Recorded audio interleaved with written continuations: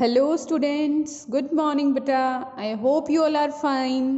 In last week we will not match or due to I have some health issues, so I couldn't send videos. So from today we will continue our syllabus and start reading of the chapter 15, that is some natural phenomena. Natural phenomena बेटा यहाँ पे हमें क्या पढ़ना है कि lightning कैसे होती है, थंडरिंग कैसे होता है, ठीक है, उसके पीछे क्या फिनोमिना है, अर्थक्वेक का पढ़ना है हमें इस चैप्टर में, बेसिकली लाइटनिंग और अर्थक्वेक। तो देखो फर्स्ट क्या दे रखा है, लाइटनिंग एंड स्टैटिक इलेक्ट्रिसिटी। ये स्टैटिक इलेक्ट्रिसिटी क्या है? इलेक्ट्रिसिटी क्या होती है? आपके घर में आप बल्ब जल रहे हैं, फैन मूव कर रहे हैं या कोई भी अप्लायंस जो इलेक्ट्रिसिटी से चल रहा है, तो व्हाट इज दैट? इलेक्ट्रिसिटी क्या होती है बेटा? जब कोई चार्ज मूव करना स्टार्ट कर देता है तो वो इलेक्ट्रिसिटी है जो आपके घर में है, जब चार्ज भाग रहा है, ठीक है। लेकिन क्या होता है कि कई बार कुछ ऐसे ऑब्जेक्ट भी होते हैं जो रबिंग की वजह से जिन पे चार्ज आ जाता है, मतलब उनको किसी के साथ रब करो चार्ज डेवलप कर लेते हैं, लेकिन वो चार्ज ऐसा चार्ज होता है जो कि आपका मूव नहीं कर सकता, मतलब एक ही जगह पे रहता है, उसको क्या बोलते हैं? स्टैटिक। स्टैटिक मीन्स जो चल ना सके, तो उस चार्ज को क्या बोलते हैं बेटा? Static charge. तो देखो कि 2500 ईयर्स एगो एक ग्रीक था थेल्स, उन्होंने क्या पता लगाया? A piece of amber. Amber क्या होता है बेटा? एक ब्राउन येलोइश कलर का मटेरियल होता है जिसको ज्वेलरी बनाने के लिए यूज़ किया जाता है। अगर उसको किसी फर के साथ मैं रब करती हूँ, ऐसे रब करते हैं, तो it will attract small PCs of feather. वो स्ट्रॉ, लीव्स या डस्ट को अपनी तरफ अट्रैक्ट कर लेता था। आज के टाइम पे ऐसे बहुत से मटेरियल लाइक प्लास्टिक हो गया, ग्लास या हार्ड रबर, एबोनाइट एटसेट्रा, ये भी ऐसा ही इफेक्ट शो करते हैं। जैसे हम छोटे बच्चे थे ना, वो करते थे ना कि अपने, अगर आपके बाल बिल्कुल ड्राई हैं और उसके साथ आप क्या करो, स्केल को रब करो और ऐसे छोटे छोटे पीसीस पेपर के डाल लो और फिर उसको पेपर के साथ वो पीसीस अट्रैक्ट होके आ जाएंगे। That is actually because of static charge. वो किसकी वजह से हुआ बेटा? स्टैटिक चार्ज की वजह से हुआ। तो देखो, रब अ प्लास्टिक पेन और कॉम्ब ऑन योर स्लीव और योर ड्राई हेयर। रब किया हमने प्लास्टिक पेन को या कॉम्ब को और उसको छोटे छोटे पीसेस के पेपर के पास लेके जाओ, इट विल गेट अट्रैक्टेड। अब कैसे अट्रैक्ट हुआ? क्योंकि यहाँ पे क्या डेवलप हो गया बेटा? चार्ज डेवलप हो गया। अब दो टाइप के चार्ज होते हैं, या तो पॉजिटिव चार्ज आएगा या नेगेटिव चार्ज आएगा। तो जिस चार्ज बॉडी पे चार्ज आ जाता है और जिस बॉडी पे फिर चार्ज नहीं होता है, जैसे ही मैंने रबिंग किया तो कॉम्ब पे तो चार्ज आ गया, तो जैसे इस पे चार्ज आता है तो बेटा ये अनचार्ज, जिस पे चार्ज नहीं है, उसको अपनी तरफ क्या करने लग जाता है? अट्रैक्ट करने लग जाता है। तो यहाँ पे देखो दो टर्म दे रखी हैं, जिस बॉडी पे इलेक्ट्रिक चार्ज आ जाए वो चार्ज बॉडी, जिस पे ना आए दैट इज अनचार्ज। और एक हमेशा चार्ज बॉडी किसको अट्रैक्ट करती है? अनचार्ज को।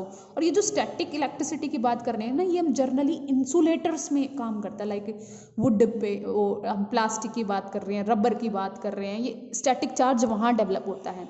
जो अच्छे कंडक्टर्स होते हैं ना लाइक मेटल्स, वहाँ पे तो इलेक्ट्रिसिटी चार्ज जो मूव करता है ना फास्टली, वो डेवलप होता है बेटा।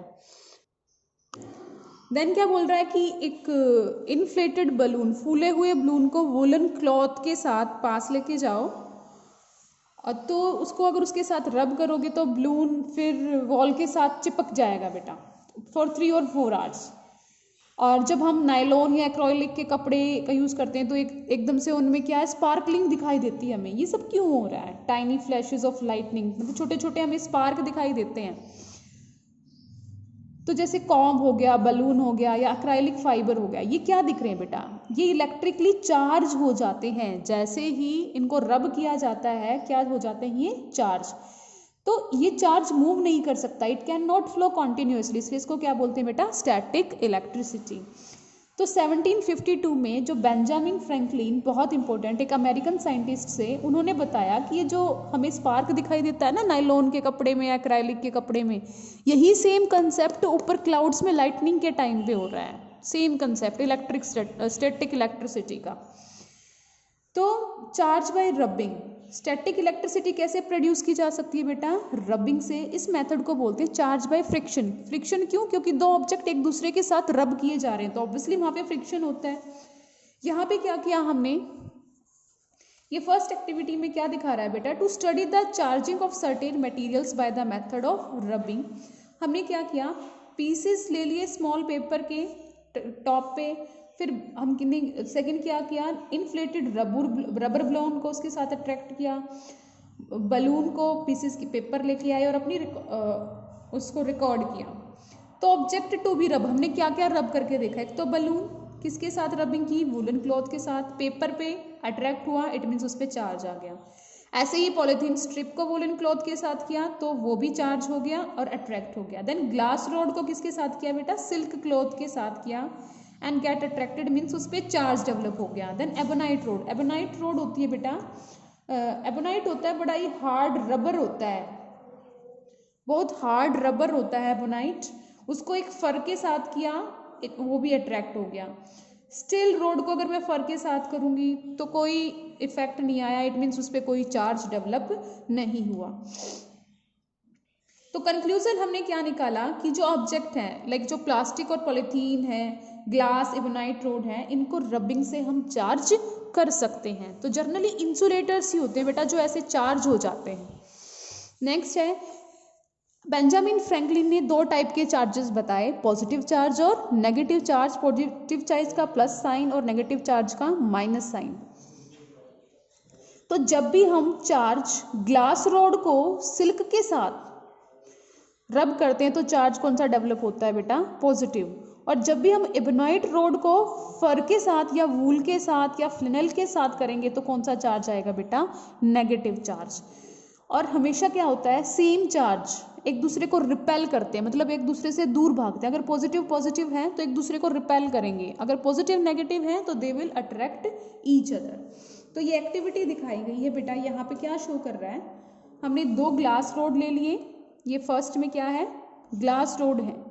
अब ग्लास रोड पे, इस वाली ग्लास रोड पे भी रबिंग के बाद पॉजिटिव चार्ज आएगा और इस पे भी आएगा, तो ये दोनों क्या करेंगे, एक दूसरे को रिपेल करेंगे।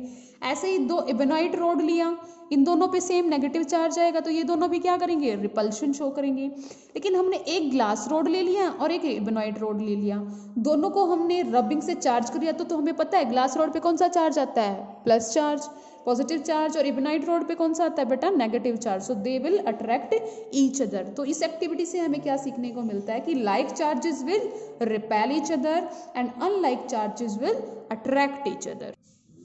नेक्स्ट इज बेटा transfer of charge. Here is the activity given बेटा, I hope it's visible to you। ये एक्टिविटी है कि चार्ज का ट्रांसफर कैसे होता है, बाय डायरेक्ट टचिंग। एक तो हमने फ्रिक्शन से पढ़ा कि चार्ज डेवलप हो जाता है, यहाँ पे कैसे होगा। तो देखो ये जो इंस्ट्रूमेंट है ना, इसको बोलते हैं बेटा गोल्ड लीफ इलेक्ट्रोस्कोप। इसमें ये नीचे गोल्ड की लीफ लगी होती है, मतलब बहुत ही थिन डिस्क लगी हुई है, यहाँ पे ये मेटल की डिस्क है, ऐसे ये अपैरेटस है। तो मैं क्या करूँगी, सबसे पहले एबोनाइट रोड को लेके आई, मैं किसको लेके आई, एबोनाइट रोड को। और एबोनाइट रोड पे देखो पहले कोई चार्ज नहीं था, there is no charge gold leaves पे, तो gold leaves stick to each other, बिल्कुल पास पास थी। लेकिन क्या हुआ, फिर मैं एबोनाइट रोड को लेके आई तो एबोनाइट रोड पे कैसा चार्ज होएगा, कैसा चार्ज डेवलप होता है बेटा, जैसे ही मैं एबोनाइट रोड को लेके आई, एबोनाइट रोड पे कौन सा चार्ज आता है बेटा, नेगेटिव चार्ज। तो इसके साथ टच करूंगी तो ये तो मेटल है ना, गुड कंडक्टर है, चार्ज को अपने अंदर से जाने देगा, तो इन दोनों पे कौन सा चार्ज आएगा, लीफ पे नेगेटिव चार्ज। और नेगेटिव नेगेटिव सेम चार्ज है तो ये एक दूसरे के साथ क्या करेंगे, रिपेल करेंगे बेटा। फिर हमने जैसे इसको हटा दिया एबोनाइट रोड को तो चार्ज फिर से खत्म हो गया।